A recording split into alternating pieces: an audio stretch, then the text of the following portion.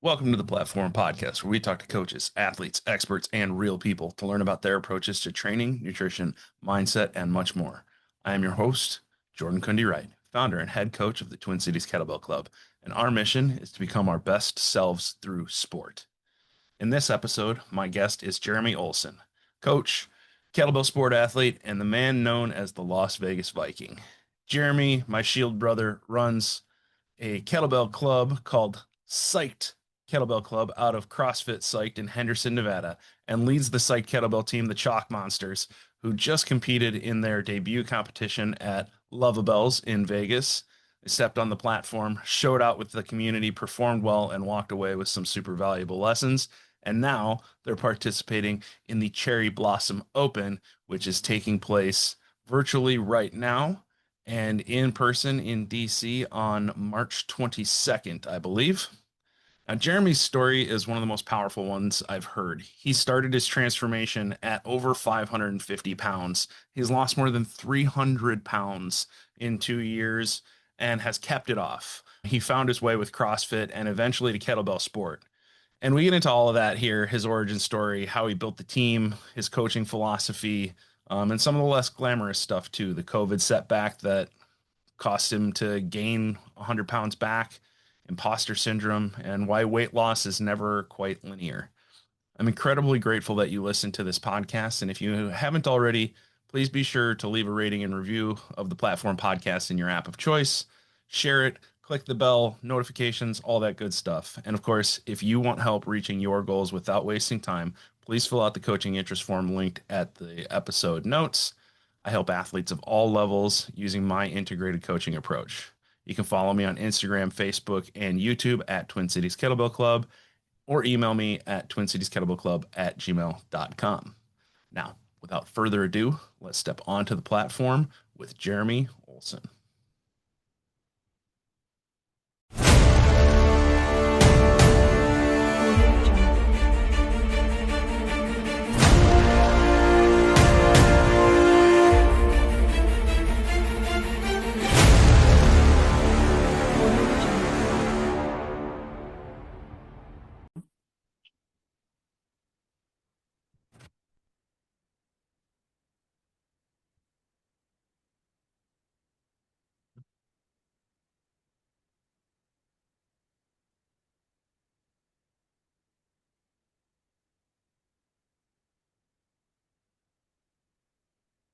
All right, welcome into this episode of the Platform Podcast. I am pleased to welcome in another Vegas native, my brother from another mother, Jeremy Olson, the Las Vegas Viking himself. Jeremy, welcome into the podcast. It has been too long. I've been threatening to bring you on since we met, basically. So thank you for coming on, dude. I really appreciate it. Oh, no problem. Thanks for having me. Yeah, of course, man. First and foremost, tell the people who you are. Who is Jeremy? Why are you on this podcast? How do you connect with kettlebell sport? I'm Jeremy Olson, obviously, but my connection to kettlebell sport actually came from my CrossFit background. It's kind of an interesting twist on it. I got asked to put together a specialty program at CrossFit Psyched in Henderson. I went ahead and started building it off of more of a kettlebell fitness, um, which you'd call hard style. Doing some research on that, reading Hard style. materials. Yeah, Because kettlebell hard sport's style. so easy. I will never call it soft style. No, no, that is very disrespectful. Okay, so you started from a fitness kettlebell background, more in the Pavel tradition. Where did you get an RKC or did you get a CrossFit like L1 kettlebell cert? How did you get introduced? Honestly, I kind of went on my own a bit. Not quite an RKC. I did reach out to some people over social media. I don't know if you know who Aphrodite Steele is. She's a Greek SFG1 over in Greece, Okay. I and don't she know gave me a I don't know that name, but I would remember Aphrodite, I'm pretty sure. I don't think I know that name. her handle is State of Steel on Instagram. She's got a lot of good material, and she helped me out with getting started with learning how to snatch at first, so I could introduce that into my kettlebell class because CrossFit, all I do is mostly is Russian swings and American swings. Heck, CrossFit invented the American swing, but I wanted to do more than that and You more mean than just the RDLs. stupid version of the two-handed snatch? You mean that one, the I American wouldn't call swing? it I wouldn't call it stupid. I would, and I can explain why. But with the center of gravity on a bell is on the bottom, and when you let the bottom of the bell swing up, it forces you into external rotation, and that bell wants to go backwards. There's no fixation point, and it puts a lot of strain on the shoulders and kind of predisposes you to some shoulder issues. Whereas if you just go Mhm. thumbs into the handle, the Russians call that prochia, I believe. My Russian's not great, but that is the two-hand swing variant or the two-hand snatch variant where you actually you let the bottom of the bell stay down, and you insert your thumbs in and you stop the bell overhead in fixation.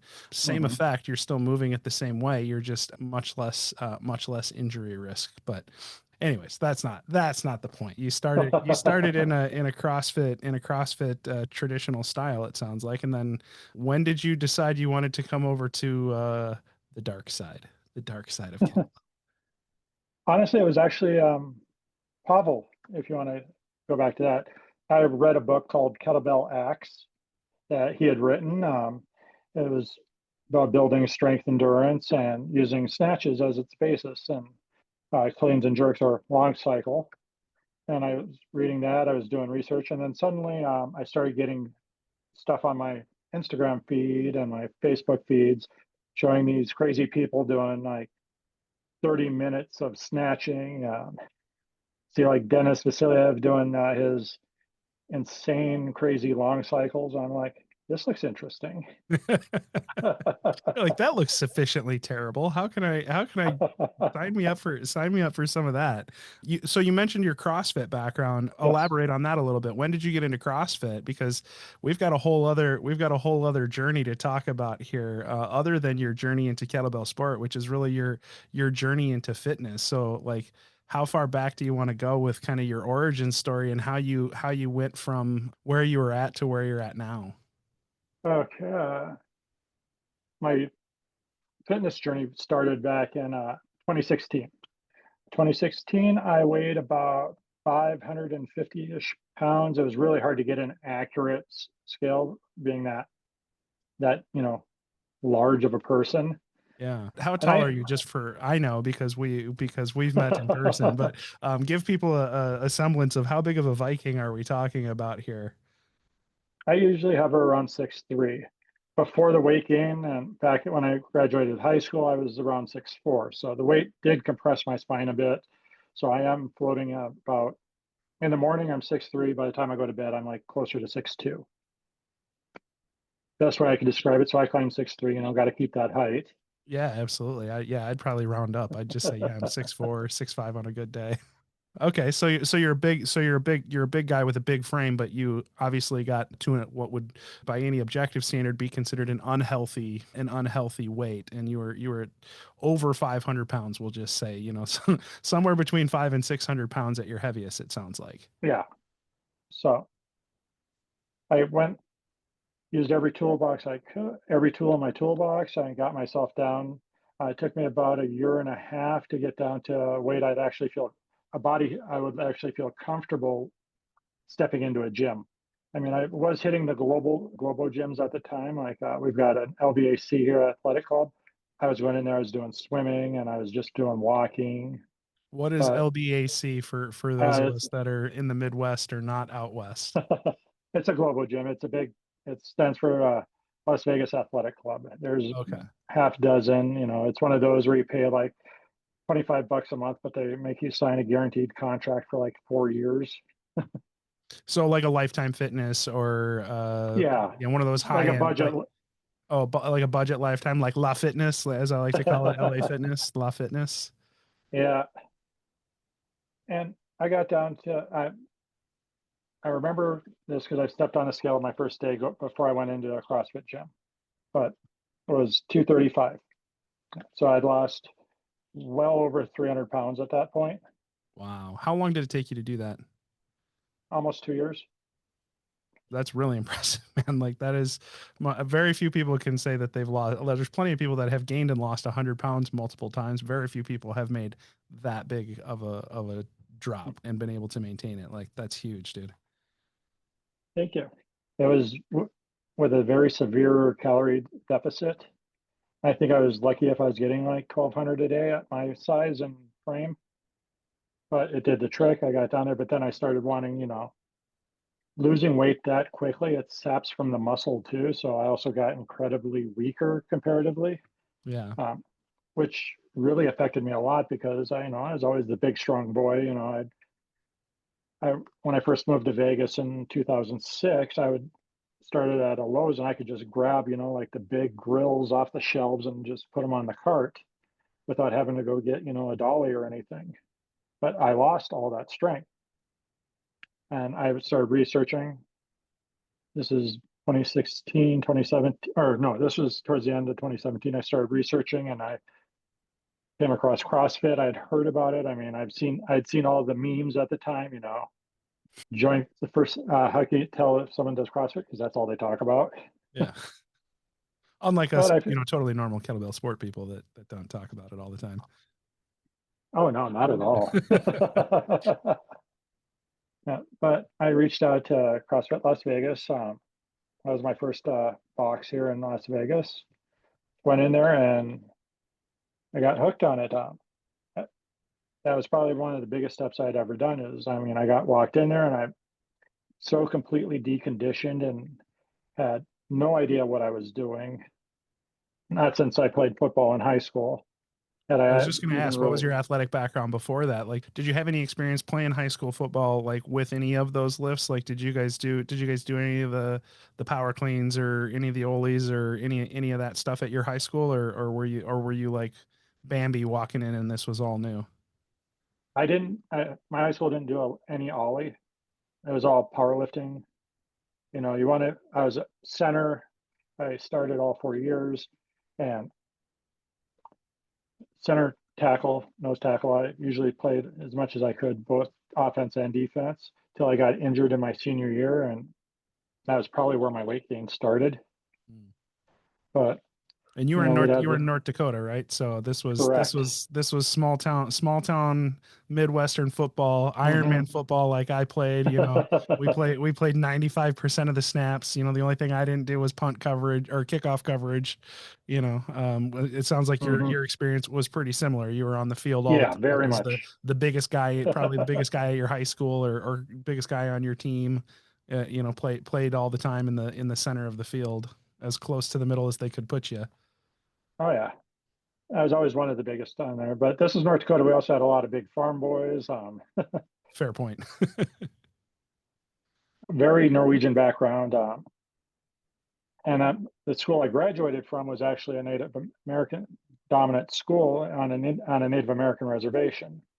Uh, and a lot of my fellow classmates were just as big, if not bigger. Oh wow. So, That's rare. I mean, even in the Midwest, like having that many having that many big guys. So it was probably like a run and shoot offense. I'm assuming five wide.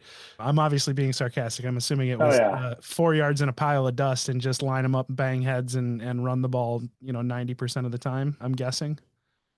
we would have been very well if we would have adopted the tush push back then.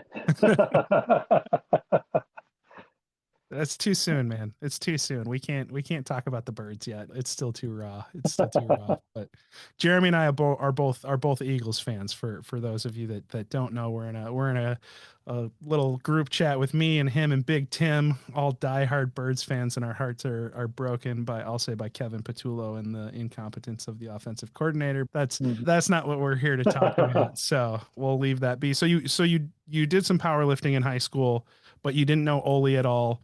You've now No, lost 250 plus pounds. You're walking into a CrossFit gym for the first time and you're starting to see Oli stuff and just like, I got to do this. actually, the first thing I saw was the coach I was supposed to meet up there just busting out bar muscle ups like you wouldn't believe. I almost turned around and walked right back I was out. going to say that's not intimidating at all. He comes walking up to me. He's all shirtless. He's got this mohawk. I mean, his arms are like this because he's got nothing but lats. And I'm like, okay, I'm in the wrong place, but he convinced me to stay. And I tried out that first workout. I mean, I couldn't even do a real push up. I was doing like wall presses, Yeah. but I got into the program. I started going 3 times a week. I just jumped in with both feet and just went crazy. Uh, Speed it up a little bit. That gym moved across town, so I went. One of the other coaches there, Luke Stoker, opened up his own gym called CrossFit Psyched in 2019. I followed him over there. He wanted me to learn to coach with him. He mentored me into coaching. I got my L1 at that point, CrossFit Trainer L1. It's like the first level of coaching. Since then, I've gotten my level 2. I've also got, at that time, I also got my NASM CPT, nutrition coaching through PN Nutrition. I'm a cert hound. I love knowledge. Yeah.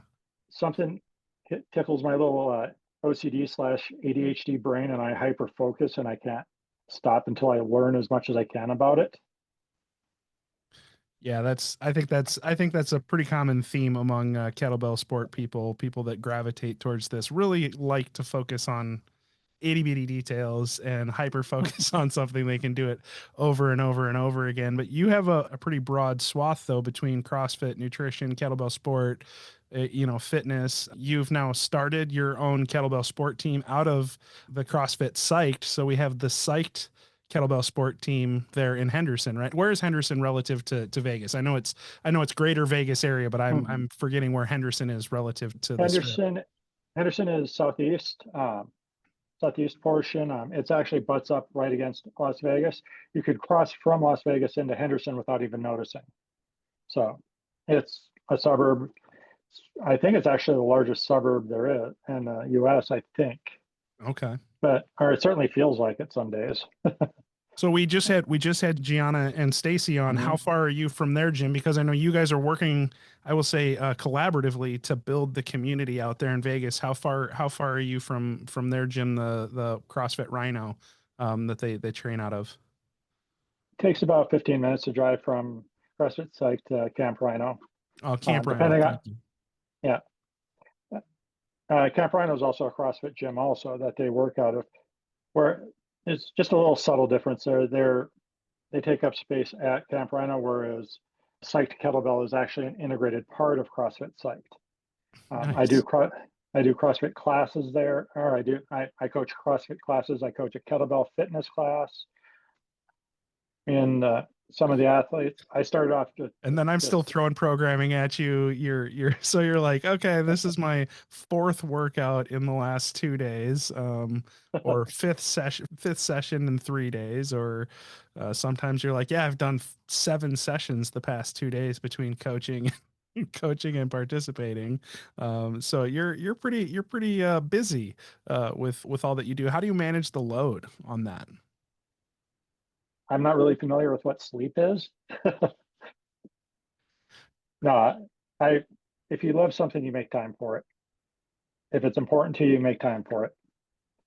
My kids, I make time for them. I make time for my wife, make time for my side personal business, because I do the personal training and nutrition coaching on the side. I do have a girl I'm coaching, kettlebell sport, that's not a part of Psyched, but she coaches under your brand, or she competes under your brand. My apologies. All right. She actually ordered one of the rare white Twin Cities shirts. Yeah, the one-offs, the very rare occasional. It's like the albino, it only occurs in the wild. They're very rarely because they don't really survive very long. Yeah, I saw the order come through. I was like, oh, she got the white variant of the Legs Feed the Wolf shirt. Like that's I do actually really love the way that shirt looks. I don't really like the way it looks on me per se. But it is I think that is a pretty cool design. Actually, I like that one quite a little bit, but that's a good design. Thank you. Me and ChatGPT are very proud. We're very, very proud of that. I have very little art skill, actually, but design, like the concepts, I can always come up with. So that's where the AI skills kind of help a little bit there. I'm in the same boat there. Well, yeah, and you work in technology for your day job as well, I know, but we're not here to nerd out about nerd stuff like that. We're here to nerd out about nerd stuff around fitness. But so when did you start picking up kettlebell sport? When did you decide that you wanted to compete in it? And then when did you decide you wanted to coach it and start building a community? Well, all right. So I've been with you about 2 years now, Yeah, I believe. I know the answer to these questions. Originally, I was toying around with it, just testing myself, like I'd grab like, a fitness kettlebell, not a comp bell, like a Rogue, like 53, and I'd snatch it like 3, 4 times each arm. I'm like, wonder how far I could push this, and just kept doing that, building up. Then Rogue actually put out their slingshot challenge I was like, oh, I should try this. When Lorna and Dennis just went and housed everyone, and all the CrossFit people were like, who are these people, and this isn't fair. Yeah. And I put in I got 50 reps in like 5 minutes, and I was like, yeah, I'm doing great. And then I watched Dennis suddenly appear on there. I'm like, well, I'm not getting anywhere. Oh, there are So levels to this. well, I figured there was levels to it, like anything. Yeah. But I went and I looked up some of his videos also on Instagram and YouTube, and I was like, wow. And then I saw, of course, it's competing, and then I saw he had an event coming up called NorCal. So I'm like, oh, I should probably get some training for this. So I started doing some researching and like kettlebell sport coaches, and just going through the list, and all of a sudden, oh, they've got like Viking symbology here. Oh. And I looked, I'm like, oh, Jordan, about my build, about my size, I could relate to that. Little did you know how similar we truly are. It's almost eerie. Seriously, I mean, when we clicked, it was like, boom.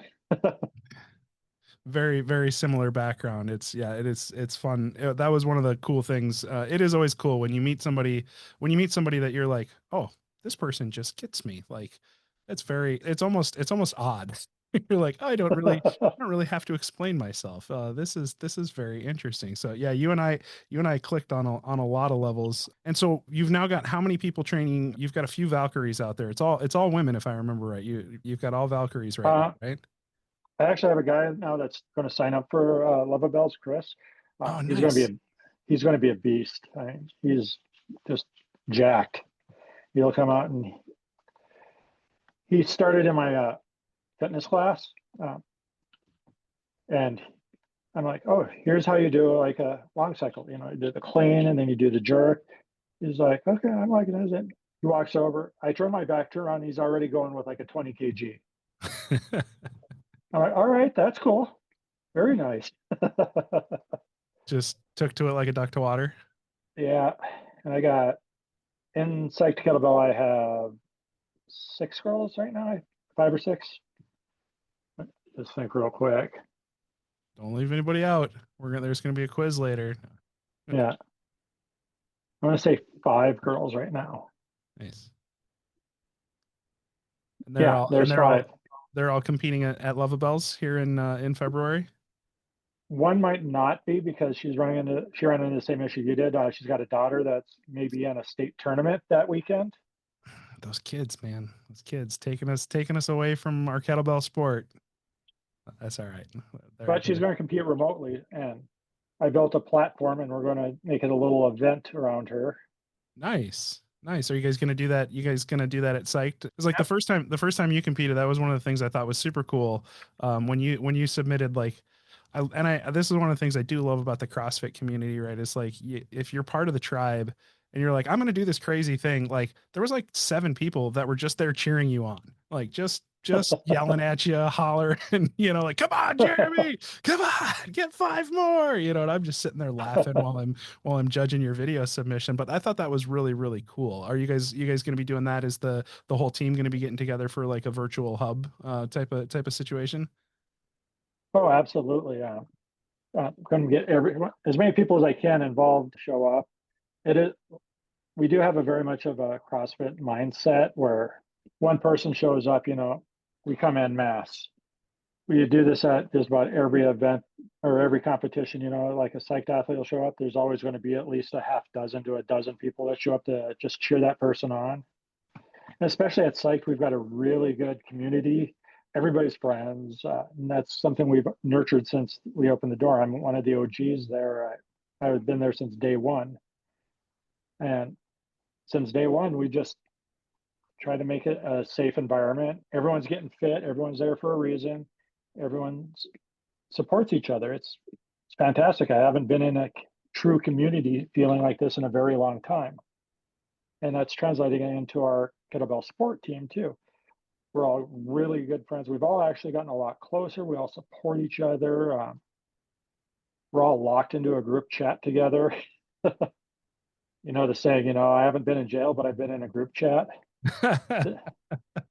I hadn't heard that before now, but I like it. That's great. I leave group chats that I don't want to be a part of, but that's I just do the Irish goodbye where I just disappear. That's just me.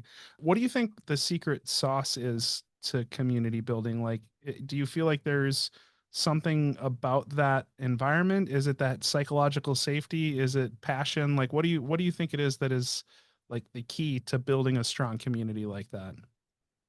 It starts with the coaches. It really does. Coach has to be into it, has to be excited, has to be welcoming. You walk into Psyched, if brand new person, like just off the street, you're going to have people come right up to you and just start chatting with you and just friendly and get to know you, ask you questions, then immediately invite you to go, die on a workout. Start with a little bit of honey before you go kick their ass a little bit. But I mean, that's why they walked in the door, right? They came for a reason. Yeah. But I think that's a big part of it.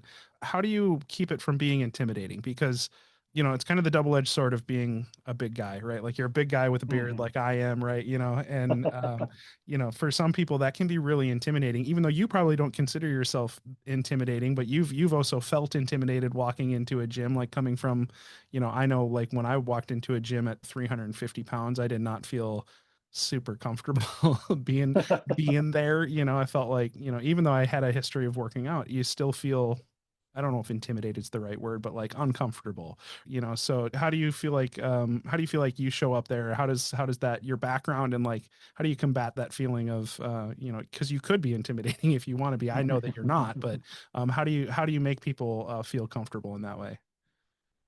I honestly, I just go up, I be myself, I be my genuine self. And me, I'm friendly. I go up and within a minute of talking to me, I'm already cracking jokes and putting people at ease. Yeah. Even if it can be a little self-deprecating. But yeah, I just talk to them, be myself, try to ask them what they do for a living, ask them about themselves, get to know them, then sure. It's a whole back and forth. I don't just go up and start peppering them with questions. Ask them, you got any questions for me? Provide as much information as I can. Now with the scaling component of CrossFit, I feel like that's one of the things that was true back in the day, but has not, a lot of people's mental model hasn't really gotten updated, where I feel like it's a lot more welcoming than it used to be, right? And I feel like there's a lot more adaptability to it and a lot more scalability to it, and it feels like a lot more coaches have accepted scaling and really actually try and like actively encourage some of their new athletes to scale. Like, how do you guys approach that at Psyched, and how do you approach that as a coach? First of all, I scale a lot of movements too. I still have trouble with like pull-ups and bar muscle ups because I'm still a big guy. That's still a lot of weight to move. A lot of it is here's what I like to do if I can't do something. I don't consider scaling to be, I don't like that whole RX scale, divide that a lot of people get into their heads. It's all about meeting a stimulus. This is what we're trying to achieve. And this is the best way to do it at your skill level. I would rather if you can't do pull-ups, how are you going to do a pull-up with or a workout that's got 20 pull-ups in it? Or like, you're not going to be able to. But the best way to get that same pulling motion is, maybe ring rows, maybe throw a band on there, whichever is the most difficult, that you can still meet that same rate of perceived effort, RPE. Like, I want you to go at 80% here, but you can't do that if you're trying to do a 1 rep, max, which is 1 pull-up. Yeah. Yeah. I like that. I really like that adapting it to based on RPE and being like, we're doing a vertical pull motion and I want it to be an RPE of 7 to 8.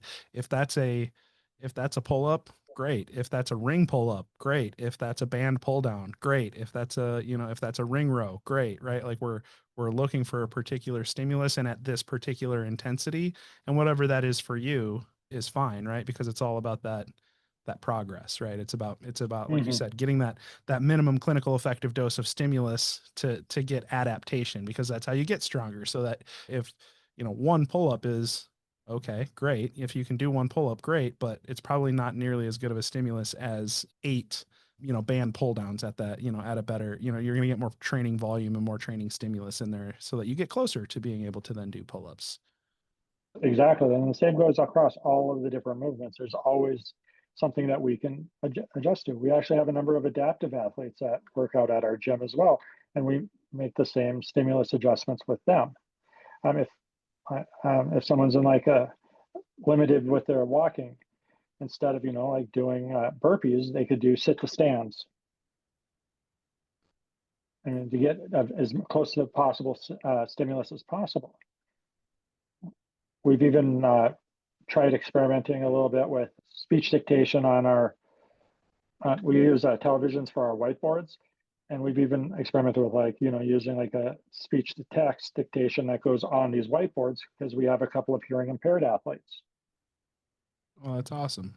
So you guys are really trying to make it welcoming across all fronts. And that sounds like that's a big part of the ethos of the gym is really trying to make it as welcoming of an environment and pardon the reference, but like as big a tent as possible, right? As many people as possible. Exactly. And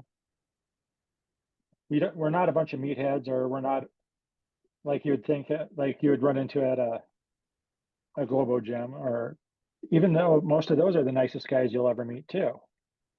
Yeah, how do you think it is that so many people in the fitness space like have gotten or people have gotten this impression about the fitness space? Because I find it, like, especially when you dig in on the niche sports and like strongman and CrossFit and kettlebell sport and like all of these different strength sports, powerlifters, like I find those communities to be incredibly welcoming. They're just like, oh, you're weird like me? Cool. You want you want to do Highland games? Awesome. Like, I got a kilt you can borrow. You want to come toss the cavers? Cool. Like I've never found it to be anything but welcoming. And yet I still hear, and I hear real stories from real people about how they've had bad experiences and felt intimidated or had coaches that didn't listen or didn't feel welcome at particular communities. Like, I've just never personally experienced that very much. So I don't know where that comes from. Have you experienced that?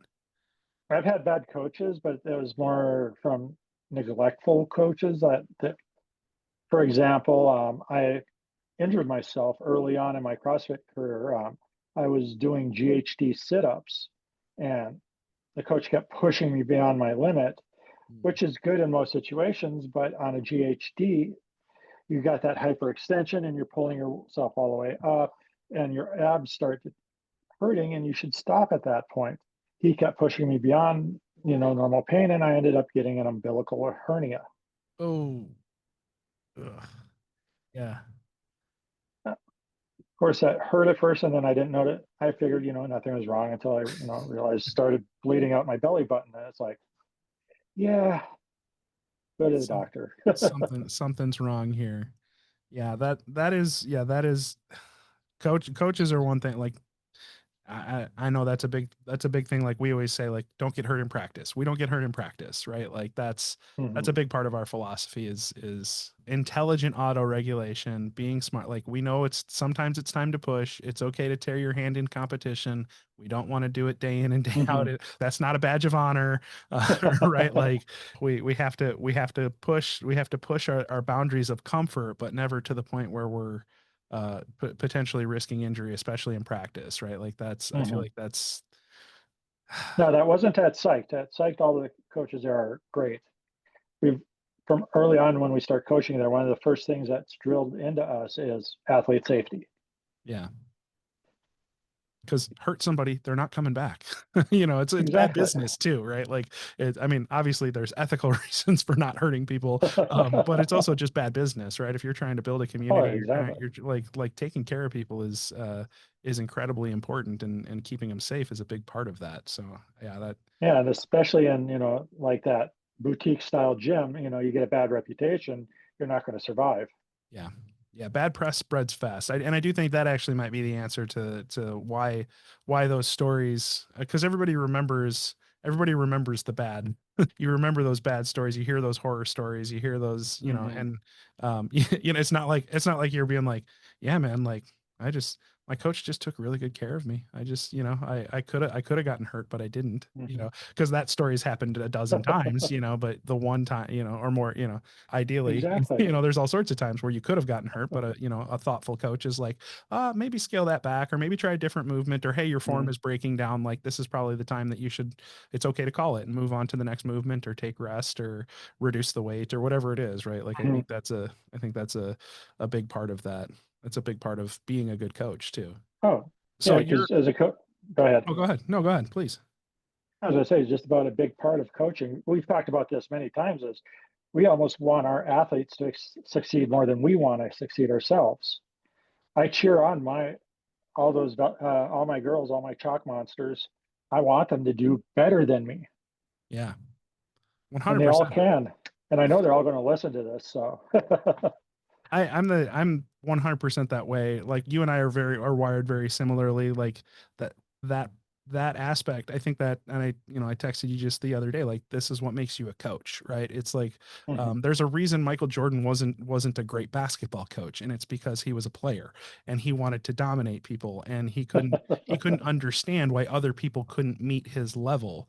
And then there are all sorts of examples of guys that were mediocre players that go on to be fantastic coaches, because they care so much about that success, and maybe they had other attributes that got them to a certain level of athletic success, but they were never going to be Mhm. those monsters. And they're wired like a coach, and they care so much about other things. And like, I think once you kind of click to that mindset of being a coach, and once you have a group of people that are your community of people that are counting on you, Mhm. you want them to be better than you. And you like, it's such a weird dynamic, because you don't have any direct impact on how they actually do on the day of, and so like, it's completely out of your control, but you want it for them as badly as they want it for themselves, so you're living vicariously through these people that you can't control their outcome, but you just hope that you put them in the position where they can be Oh, exactly. as successful as they can. Right. And as a coach, that passion that you put into the athletes too, other athletes see that and then they come, hey, I want to be coached like that. Yeah, and That's that's that word of mouth, and that's how people start, and that's how that community mhm. builds, right? They start seeing results, and they start seeing people, kicking ass, and they're like, oh, Mhm. okay, there's something here. There's something good happening here. And that's kind of where actually Psyched Kettlebell came about too, is I was just doing the kettlebell fitness class where I was, I'd be like, let's do 10 snatches left, 10 snatches right as part of a workout, which is already pretty unique because, CrossFit doesn't do a lot of kettlebell snatches or clean and jerks. So it was a very unique class already, which had people sign up, and did it just because it's something different. It's unique, yeah, yeah. Like, oh, I'm But gonna go do then, that. I'm gonna go do the CrossFit class with the big Viking guy that does all the weird kettlebell shit, right? Like, it starts like that, and then now you've got them. Once they're hooked, then it's like, hey, there's a whole other dimension we can go down. You want to come over here? You want to see well, that that's body? Come here. I'll show you. I'll show you the weird stuff. well, that's kind of what happened. Is I was doing your programming in addition, as you know, I use CrossFit for GPP, so I would do your programming around a CrossFit session. So I'd be at the gym already, but I'd be doing, my intervals, and they're just watching me going, what is that guy doing?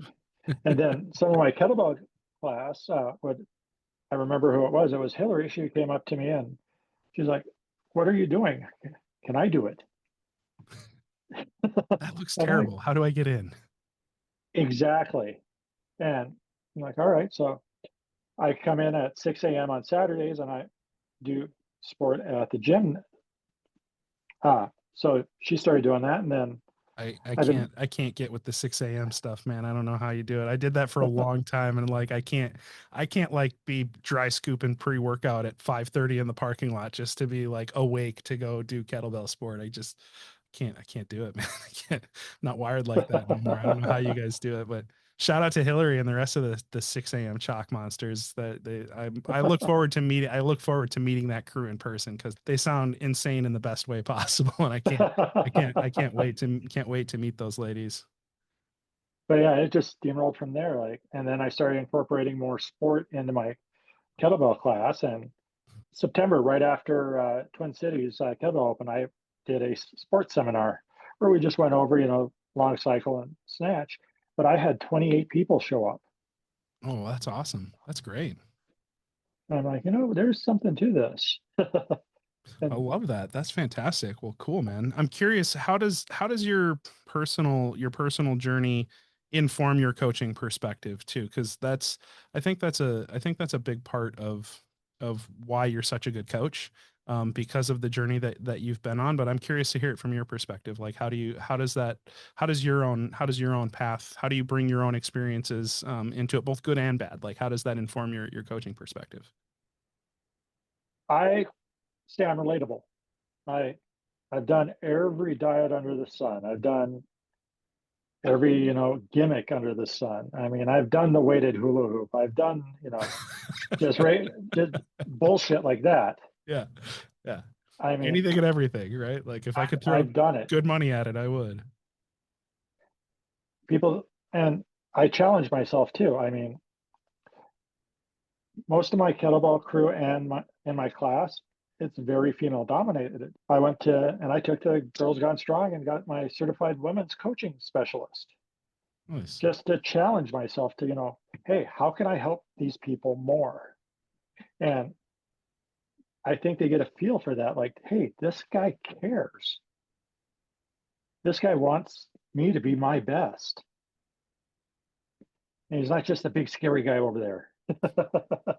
I will say that that authenticity shines through. Like, having met you in person and having interacted with you as much as I have, like I just like your genuineness, especially when people meet you in person, like your genuineness just really comes through. And I think that is a big part of it.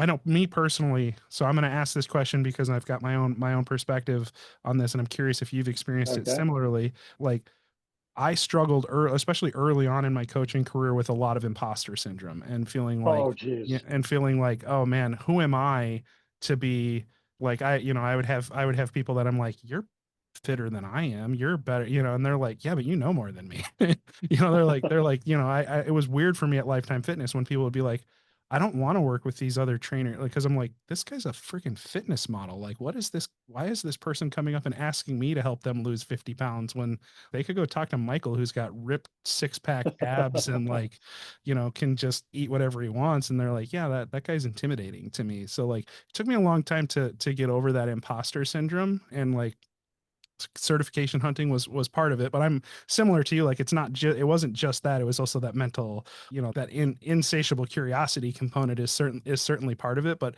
if I'm honest with myself, part of it too was like, I need to have like all the credentials so that when somebody's like, well, who are you to coach this sport? And be like, well, I've got this, they're like, okay, That, you've spent $15,000, on, certifications. And then the CEUs, continuing education expenses. I was like, oh God, mhm, I can't keep all of these certs active, right. but because that alphabet soup after the name gets expensive to keep up with. But is that part of your journey too? It seems like from your reaction, Oh, that's yeah. been part of Yeah. your journey too. How have you navigated that? I won't say overcome it because it can kind of be an ongoing struggle, but I'm curious Oh, how you've battled with it. it's 100% ongoing. Honestly, I love angry music before I go into a class. that is Uh, also one of the most curious things, right? Like you and I both love heavy music, and we're both like incredibly friendly, nice people in person. So it's like those two things often, like, people are like, wait, how are you? You're listening to like the heaviest, craziest shit, and like you're just like, isn't that too angry for you? It's like, no, this is great for me.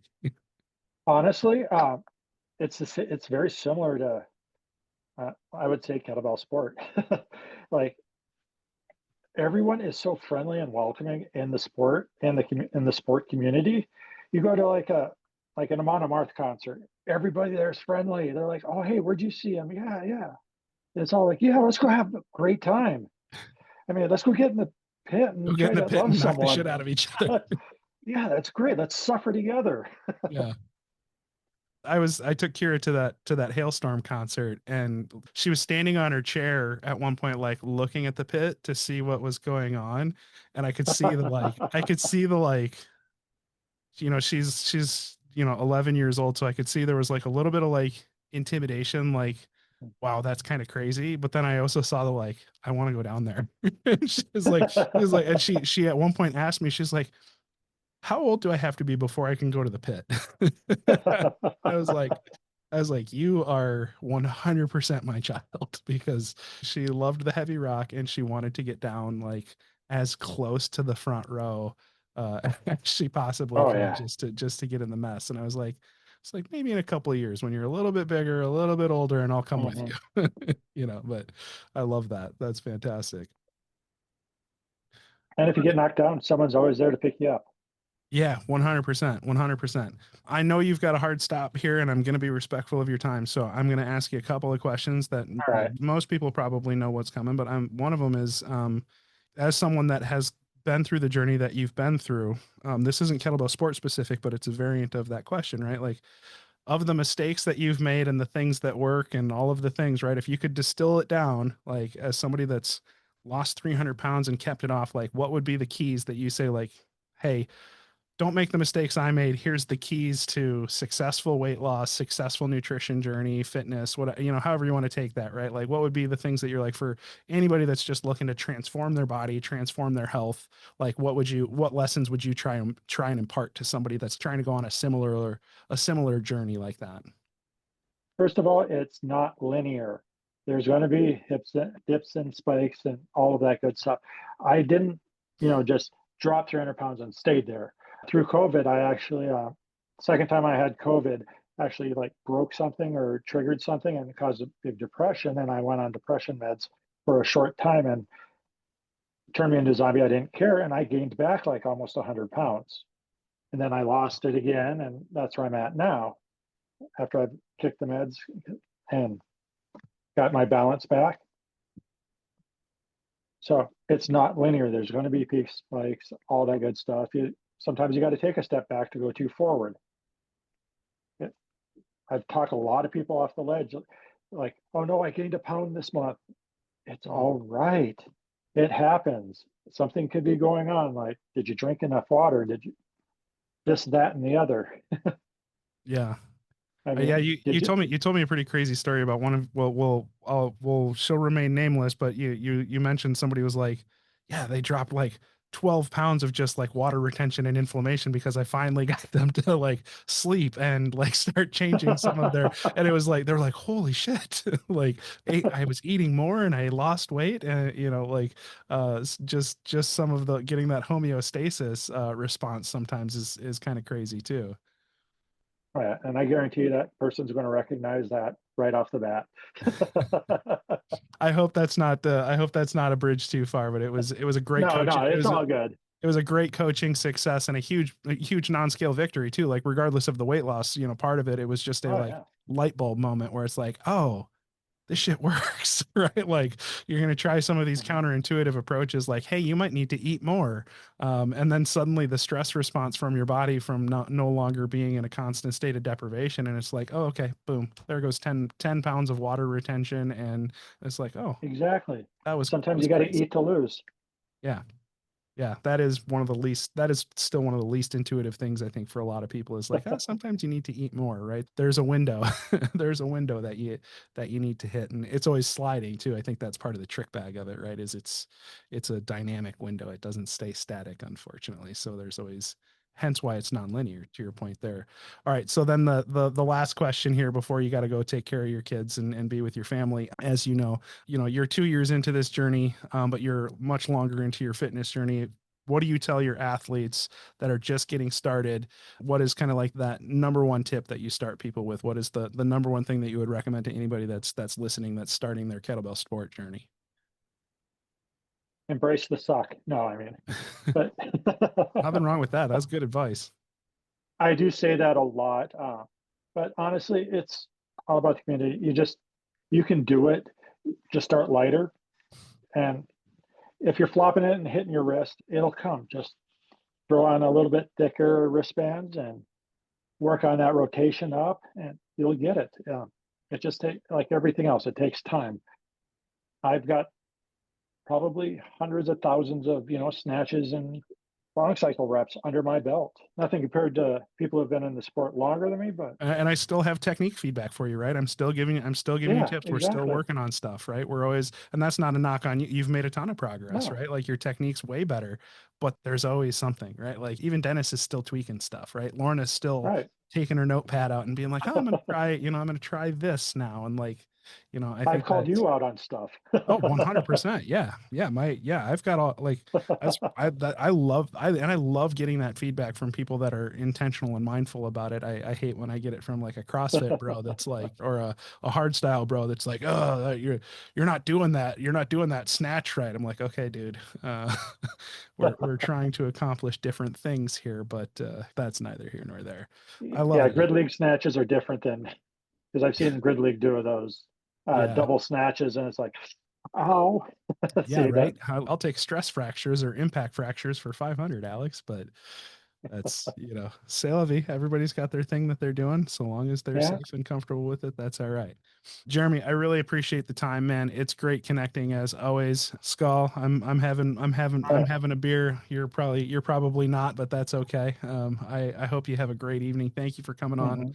Thank you for coming on the podcast, and we'll talk soon. How do people follow you? How do they come take your classes? How do people get in contact with you and all that good stuff? We'll make sure that people can get at you. Instagram, I'm at LD_Viking. It's CrossFit Psyched. Just pop that into Google and it'll pop up. You'll be able to get into any of my classes or any of the CrossFit classes there. They're all great, coached. Just hit me up. I'm very friendly. And come if you're competing at Lovabells in Vegas in February, Jeremy will be there. Gianna and Stacy will be there. There'll be a whole community of people, crazy psyched kettlebell people there, screaming, and they'll scream for everybody, I'm sure. Oh yeah, we're a very loud bunch. Love it, and man. We're also competing at Psyched Kettlebell as a team. Chalk Monsters competing at the Cherry Blossom Open too. We're ready. Oh, fantastic! We're gonna talk about that because I'm gonna do a remote one. I'm gonna do a remote one here for Twin Cities. So maybe we can coordinate between our teams and get some people screaming on Zoom too, because I got some people up in Canada that probably aren't going to be able to have anybody in person. So maybe we can talk about how we coordinate the community a little bit and get everybody. Oh, absolutely. Love that. That's awesome, man. Thank you very much. I appreciate it. Go spend time with the kids and the wife, and appreciate you hopping on, brother. We'll talk soon. Talk to you later. See you, Jeremy.